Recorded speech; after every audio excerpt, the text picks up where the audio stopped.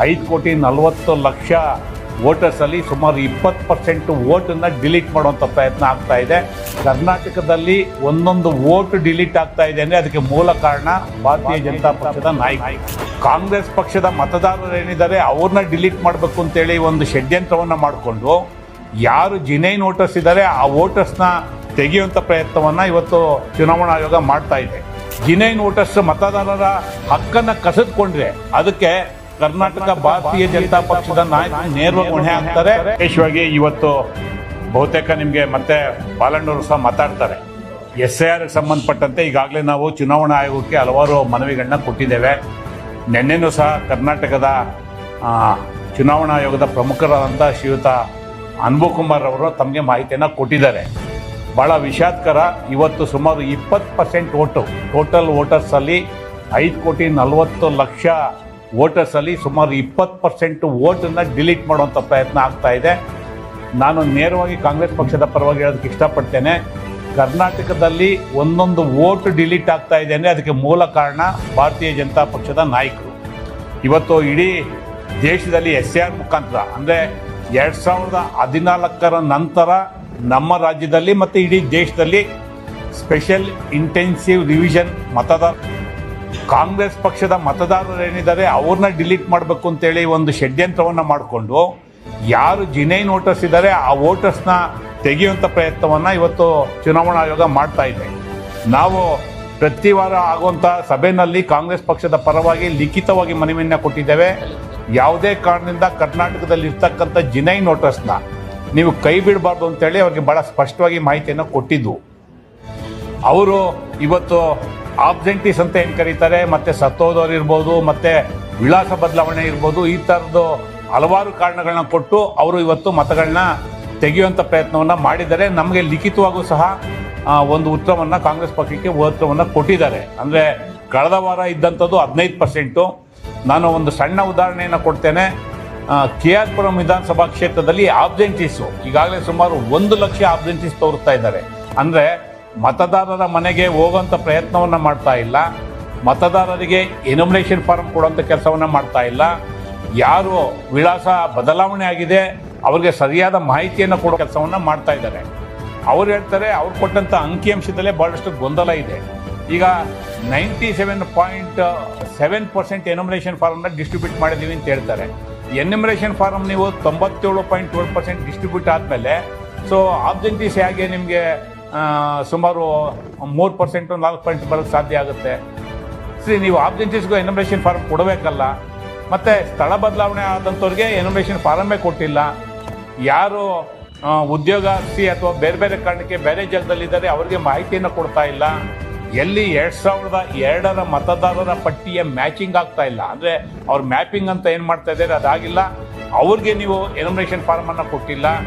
ಕರ್ನಾಟಕದಲ್ಲಿ ಏನು ಜೂನ್ 29ಕ್ಕೆ ನೀವು ಮತದಾರರ ಪಟ್ಟಿಯ ಪರಿಷ್ಕರಣೆ ಕಾರ್ಯವನ್ನು ಪ್ರಾರಂಭ ಮಾಡಿದ್ರಿ, ಆವಾಗ ಅವ್ರು ಕೊಟ್ಟಂಥದ್ದು ಹೇಳಿಕೆ ಸುಮಾರು 92% ಮ್ಯಾಪಿಂಗ್ ಆಗಿದೆ ಕರ್ನಾಟಕದಲ್ಲಿ ನಮ್ಮ ಮಾಹಿತಿಯನ್ನು ಕೊಟ್ಟರು, ಎಕ್ಸೆಪ್ಟ್ ಬೆಂಗಳೂರು. ಇವತ್ತು 92% ಮ್ಯಾಪಿಂಗ್ ಆದಮೇಲೆ ಅವರೆಲ್ಲ ಮತದಾರರಾಗಿ ಒಳಗಡೆ ಬರಬೇಕಲ್ಲ. ಸೊ ಇಲ್ಲಿ ಕೇಂದ್ರ ಸರ್ಕಾರದ ಭಾರತೀಯ ಜನತಾ ಪಕ್ಷದ ಸರ್ಕಾರದ ಅಣತಿಗೆ ಅನುಗುಣವಾಗಿ ಕರ್ನಾಟಕದಲ್ಲಿ ಇವತ್ತು 1 ಕೋಟಿ ಮತದಾರರ ಪಟ್ಟಿಯಿಂದ ತೆಗೆಯುವಂಥ ಪ್ರಕ್ರಿಯೆಯನ್ನು ಮಾಡ್ತಾ ಇದ್ದಾರೆ. ಭಾಳ ವಿಷಾದಕರ ಸಂಗತಿ ಏನಂದರೆ ಭಾರತೀಯ ಜನತಾ ಪಕ್ಷದ ನಾಯಕರು ವಿಶೇಷವಾಗಿ ಕರ್ನಾಟಕದಲ್ಲಿ ಚುನಾವಣಾ ಆಯೋಗ ಮಾಡ್ತಾ ಇರ್ತಕ್ಕಂಥದ್ದು ಸರಿ ಇದೆ, ಮತದಾರರ ಪಟ್ಟಿಯಲ್ಲಿ ಮತದಾರರ ಹೆಸರುಗಳನ್ನ ತೆಗಿತಾ ಇರ್ತಕ್ಕಂಥ ಪ್ರಕ್ರಿಯೆ ಸರಿಯಾಗಿದೆ, ಇದಕ್ಕೆ ಕಾಂಗ್ರೆಸ್ಸು ಅನವಶ್ಯಕವಾಗಿ ಮಧ್ಯಪ್ರವೇಶ ಮಾಡ್ತಾ ಇದ್ದಾರೆ, ಮತ್ತು ಅನವಶ್ಯಕವಾಗಿ ದಾಖಲೆಗಳು ಕೊಡುವಂಥ ತೀರ್ಮಾನ ಸರ್ಕಾರ ಮಾಡಿದೆ ಅಂತೇಳಿ ಟೀಕೆಗಳನ್ನ ಮಾಡ್ಕೊಂಡು ಬಂದಿದ್ದಾರೆ. ಇವತ್ತು ಕರ್ನಾಟಕದಲ್ಲಿರ್ತಕ್ಕಂಥ ಜಿನೈನ್ ವೋಟರ್ಸ್ ಯಾರಿದ್ದಾರೆ ಅವ್ರನ್ನ ಮತದಾರರ ಪಟ್ಟಿಯಿಂದ ಕೊಡಬಾರ್ದು ಅಂತೇಳಿ ಕರ್ನಾಟಕ ಸರ್ಕಾರ ಅವರಿಗೆ ರೆಸಿಡೆನ್ಷಿಯಲ್ ಸರ್ಟಿಫಿಕೇಟ್ ವಾಸ ದೃಢೀಕರಣ ಪತ್ರವನ್ನು ಕೊಡುವಂಥ ಪ್ರಯತ್ನವನ್ನು ಮಾಡ್ತು. ಅದನ್ನು ಸಹ ಭಾರತೀಯ ಜನತಾ ಪಕ್ಷದವರು ಟೀಕೆ ಮಾಡ್ಕೊಂಡು ಬಂದರು. ಅವ್ರ ಉದ್ದೇಶ ಸ್ಪಷ್ಟ ಇದೆ. ಕರ್ನಾಟಕದಲ್ಲಿ ಬಹುತೇಕ ಮತದಾರರು ಕಾಂಗ್ರೆಸ್ ಪಕ್ಷದ ಪರ ಇರೋದ್ರಿಂದ ಕಳೆದ ವಿಧಾನಸಭಾ ಚುನಾವಣೆಯಲ್ಲಿ ನಮಗೆ 43% ಮತಗಳು ಬಂದಿರೋದ್ರಿಂದ ಕರ್ನಾಟಕದಲ್ಲಿ ಮತದಾರರಿಂದ ಪಟ್ಟಿಯಿಂದ ತೆಗಿಬೇಕು ಅಂತಕ್ಕಂಥದ್ದು ಭಾರತೀಯ ಜನತಾ ಪಕ್ಷದ ಸಂಕಲ್ಪ ಇರಬಹುದು.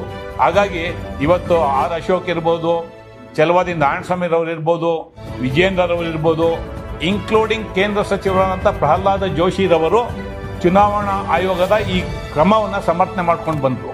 ಇವತ್ತು ಕರ್ನಾಟಕದಲ್ಲಿ ಯಾವುದಾದ್ರೂ ಮತದಾರರ ಪಟ್ಟಿಯಿಂದ ಆಚೆ ಉಳ್ಕೊಂಡ್ರೆ, ಜಿನೈನ್ ವೋಟರ್ಸ್ ಮತದಾರರ ಹಕ್ಕನ್ನು ಕಸಿದುಕೊಂಡ್ರೆ ಅದಕ್ಕೆ ಕರ್ನಾಟಕ ಭಾರತೀಯ ಜನತಾ ಪಕ್ಷದ ನಾಯಕರು ನೇರವಾಗಿ ಹೊಣೆ ಹಾಕ್ತಾರೆ. ಮತ್ತು ಕರ್ನಾಟಕದಲ್ಲಿ ಮತದಾರರ ಹೆಸರುಗಳನ್ನ ಮತದಾರರ ಪಟ್ಟಿಯಿಂದ ತೆಗೆಯೋದಕ್ಕೆ ಭಾರತೀಯ ಜನತಾ ಪಕ್ಷದ ಪ್ರಯತ್ನ ಇದೆ, ಷಡ್ಯಂತ್ರ ಇದೆ, ಮತ್ತು ವ್ಯರ್ಥವಾದಂಥ ಪ್ರಯತ್ನಗಳನ್ನ ಈಗಲೂ ಮುಂದುವರಿಸ್ತಾ ಇದ್ದಾರೆ. ಇವರ ಕೈಗೊಂಬೆಯಾಗಿ ಕರ್ನಾಟಕದ ಚುನಾವಣಾ ಆಯೋಗ ಸಿಇಒರವರು ಏನಿದ್ದಾರೆ ಅವರು ಕೆಲಸ ಮಾಡ್ತಾ ಇದ್ದಾರೆ ಅಂತೇಳಿ ನಾನು ಕಾಂಗ್ರೆಸ್ ಪಕ್ಷದ ಪರವಾಗಿ ಹೇಳೋಕ್ಕೆ ಇಷ್ಟಪಡ್ತೇನೆ. ಈಗ ಮೊನ್ನೆ ಒಂದು ನನಗೆ ಪತ್ರವನ್ನು ಕಳಿಸ್ಕೊಟ್ಟಿದ್ದಾರೆ, ಅದನ್ನು ತಮ್ಮ ಗಮನಕ್ಕೆ ಕೊಡ್ತೇನೆ. ಒಂದು ಲಿಖಿತವಾಗಿ ಉತ್ತರವನ್ನು ಕೊಟ್ಟಿದ್ದಾರೆ ಚುನಾವಣಾ ಆಯೋಗದವರು. ಅವರು ಅವರ ಕ್ರಮವನ್ನು ಸಮರ್ಥನೆ ಮಾಡ್ಕೊತಾ ಇದ್ದಾರೆ ಬಿಟ್ಟರೆ ಈ ಏನು ಕೈ ಬಿಡೋಂಥ ಪ್ರಕ್ರಿಯೆಯಲ್ಲಿ ಏನಾಗ್ತಾ ಇದೆ ಅನ್ನು ಸರಿಪಡಿಸುವಂಥ ಪ್ರಯತ್ನವನ್ನು ಮಾಡ್ತಾ ಇಲ್ಲ. ವಿಶೇಷವಾಗಿ ಕರ್ನಾಟಕದ ಸಿಇಒರವರು ನಾವು ಕೊಟ್ಟಂಥ ಹಲವಾರು ಪತ್ರಗಳಿಗೆ ಇದುವರೆಗೆ ಉತ್ತರವನ್ನು ಕೊಟ್ಟಿಲ್ಲ. ಎರಡನೇದು, ಏನೇ ನಾವು ಸಮಸ್ಯೆಗಳನ್ನ ಅಥವಾ ಪ್ರಶ್ನೆಗಳನ್ನ ಎತ್ತಿದ್ರೆ ನೀವು ಕೇಂದ್ರ ಚುನಾವಣಾ ಆಯೋಗವನ್ನು ಸಂಪರ್ಕ ಮಾಡಿ ಅನ್ನೋ ಉತ್ತರವನ್ನು ಕೊಡ್ತಾ ಇದ್ದಾರೆ. ಪ್ರತಿ ವಾರ ಎಲ್ಲ ರಾಜಕೀಯ ಪಕ್ಷಗಳ ಸಭೆಯನ್ನು ಆಯೋಜನೆ ಮಾಡ್ತಾರೆ. ಸಭೆಯಲ್ಲಿ ನಾವು ಕೊಟ್ಟಂಥ ಸಲಹೆಗಳನ್ನ ಸ್ವೀಕಾರ ಮಾಡೋದಿಲ್ಲ. ವಿಶೇಷವಾಗಿ ಹೆಲ್ಪಿಂಗ್ ಸೆಂಟರ್ಸ್ನ ಇಡೀ ಕರ್ನಾಟಕದಲ್ಲಿ ಬೂತ್ ವೈಸ್ ಹೆಲ್ಪಿಂಗ್ ಸೆಂಟರ್ ಮಾಡ್ತೀವಿ ಅಂತ ಹೇಳಿದ್ರು. ಸಹಾಯ ಕೇಂದ್ರಗಳು ಮಾಡ್ತೇವೆ, ಯಾರ್ಯಾರು ಮತದಾರರಿದ್ದಾರೆ ಅವ್ರಿಗೆ ಸಹಾಯ ಮಾಡೋಂಥ ಕೆಲಸವನ್ನು ಮಾಡ್ತೇವೆ ಅನ್ನೋ ಮಾತನ್ನು ಹೇಳಿದ್ರು. ಆದರೆ ಇವತ್ತಿನವರೆಗೂ ಸಹ ಅಂಥ ಕೆಲಸಕ್ಕೆ ಪೂರಕವಾದ ಕ್ರಮಗಳನ್ನ ಅವ್ರು ಮಾಡೇ ಇಲ್ಲ.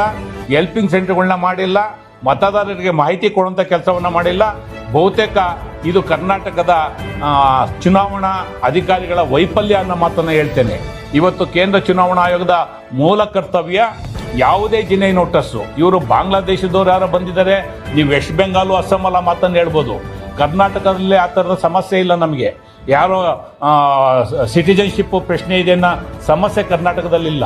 ಆದರೆ ಅಂತಹ ಕಾರಣವನ್ನು ಇಟ್ಕೊಂಡು ಇವತ್ತು ವಿಶೇಷವಾಗಿ ಇಡೀ ರಾಜ್ಯದಲ್ಲಿ ಕರ್ನಾಟಕದ ಜಿನೈನ್ ವೋಟರ್ಸ್ನ ಯಾರು ಅರ್ಹ ಮತದಾರರಿದ್ದಾರೆ ಅವ್ರನ್ನ ಪಟ್ಟಿಯಿಂದ ತೆಗೆಯುವಂಥ ಕೆಲಸವನ್ನು ಚುನಾವಣಾ ಆಯೋಗ ಭಾರತೀಯ ಜನತಾ ಪಕ್ಷದ ನಿರ್ದೇಶನಗಳಿಗೆ ಅನುಗುಣವಾಗಿ ಮಾಡ್ತಾ ಇದೆ. ನಾವು ಕೊಟ್ಟಂಥ ದೂರುಗಳ ಮೇಲೆ ಕ್ರಮವನ್ನು ತಗೊಂಡಿಲ್ಲ. ಇವತ್ತು ಅವರೇ ಅಂಕಿಅಂಶ ಕೊಡ್ತಾ ಇದ್ದಾರೆ. 20% 1 ಕೋಟಿ ಮತದಾರರು ನಮಗೆ ಮತದಾರರ ಪಟ್ಟಿಯಿಂದ ಆಚೆ ಇಡುವಂಥ ಪ್ರಯತ್ನ ಆಗಿದೆ ಅನ್ನೋ ಅಂಕಿಅಂಶವನ್ನು ಅವರೇ ಕೊಡ್ತಾ ಇದ್ದಾರೆ. ಹಾಗಾಗಿ ನಾನು ಕೇಂದ್ರ ಚುನಾವಣಾ ಆಯೋಗಕ್ಕೆ ಒತ್ತಾಯ ಮಾಡ್ತೇನೆ, ದಯಮಾಡಿ ನೀವು ಮಧ್ಯಪ್ರವೇಶವನ್ನು ಮಾಡಬೇಕು. ವಿಶೇಷವಾಗಿ ಇವತ್ತೇನು 8ನೇ ತಾರೀಕು ನೀವು ಲಾಸ್ಟ್ ಡೇಟನ್ನು ಕೊಟ್ಟಿದ್ದೀರಾ, ಅದನ್ನು ಇನ್ನೂ 1 ತಿಂಗಳ ಕಾಲ ಮುಂದಕ್ಕೆ ಹಾಕಬೇಕು. ಕರ್ನಾಟಕದಲ್ಲಿ ಇವತ್ತೇನು ಇಡೀ ದೇಶದಲ್ಲಿ ಹೈಯೆಸ್ಟ್ ವೋಟರ್ಸು, ನಮಗೇನು ಇಮ್ಮಿಡಿಯೇಟ್ ಎಲೆಕ್ಷನ್ ಯಾವುದು ಚುನಾವಣೆ ಯಾವುದು ಇಲ್ಲ, 20% ವೋಟನ್ನು ತೆಗೆಯುವಂಥ ಪ್ರಕ್ರಿಯೆ ಏನು ಮಾಡಿದ್ದೀರಾ, ಇದಕ್ಕೆ ಅಂಕುಶವನ್ನು ಹಾಕಬೇಕು. ಇಲ್ಲಿರ್ತಕ್ಕಂಥ ಆಗಸ್ಟ್ 8ರ ದಿನಾಂಕವನ್ನು ಮತ್ತೆ 1 ತಿಂಗಳ ಕಾಲಾವಕಾಶಕ್ಕೆ ಮುಂದಕ್ಕೆ ಹಾಕಬೇಕು. ಯಾರ್ಯಾರು ಮತದಾರರು ನಿಜವಾಗಿದ್ದಾರೆ ಅವ್ರನ್ನ ಕರೆಕ್ಟಾಗಿ ನೀವು ಅಸೆಸ್ ಮಾಡಬೇಕು, ಎಲ್ರಿಗೂ ಅವಕಾಶವನ್ನು ಕೊಡಬೇಕು. ಇಂತಹ ಯಾವುದೇ ಪ್ರಕ್ರಿಯೆಯನ್ನು ಒಂದು ಆಡಳಿತಾತ್ಮಕವಾಗಿ ರಾಜ್ಯ ಸರ್ಕಾರದ ವತಿಯಿಂದ ಮತ್ತು ನಮ್ಮ ಕಾಂಗ್ರೆಸ್ ಪಕ್ಷದ ವತಿಯಿಂದ ಇದನ್ನು ನಾವು ಪ್ರಶ್ನೆ ಮಾಡುವಂಥ ಕೆಲಸವನ್ನು ಮಾಡ್ತೇವೆ. ಎರಡನೇದು, ನಾವು ನಮ್ಮ ಪಕ್ಷದ ಆಂತರಿಕ ವಲಯದಲ್ಲಿ ಚರ್ಚೆಯನ್ನು ಮಾಡಿ ಅವಶ್ಯಕತೆ ಇದ್ದರೆ ಹೈಕೋರ್ಟ್ನಲ್ಲೂ ಸಹ ಚುನಾವಣಾ ಆಯೋಗದ ಕ್ರಮವನ್ನು ಪ್ರಶ್ನೆ ಮಾಡುವಂಥ ಪ್ರಕ್ರಿಯೆಗೆ ಚಾಲನೆಯನ್ನು ಕೊಡ್ತೇವೆ. ಹಾಗಾಗಿ ನಾನು ಚುನಾವಣಾ ಆಯೋಗವನ್ನು ಒತ್ತಾಯ ಮಾಡ್ತೇನೆ, ವಿಶೇಷವಾಗಿ ಕೇಂದ್ರ ಚುನಾವಣಾ ಆಯೋಗವನ್ನು ಒತ್ತಾಯ ಮಾಡ್ತೇನೆ, ದಯಮಾಡಿ ಕರ್ನಾಟಕ ಚುನಾವಣಾ ಆಯೋಗಕ್ಕೆ ನಿರ್ದೇಶನವನ್ನು ಕೊಡಬೇಕು. ಇವತ್ತೇನು ಕರ್ನಾಟಕದಲ್ಲಿ 1 ಕೋಟಿ ಮತದಾರರ ಹಕ್ಕನ್ನು ಕಸಿಯಂಥ ಪ್ರಯತ್ನವನ್ನು ಮಾಡ್ತಾ ಇದ್ದಾರೆ, ಅದನ್ನು ತಡೆಯುವಂಥ ಪ್ರಯತ್ನವನ್ನು ಮಾಡಬೇಕು ಅಂತೇಳಿ ನಾನು ಕರ್ನಾಟಕ ಪ್ರದೇಶ ಕಾಂಗ್ರೆಸ್ ಪಕ್ಷದ ಪರವಾಗಿ ತಮ್ಮ ಮೂಲಕ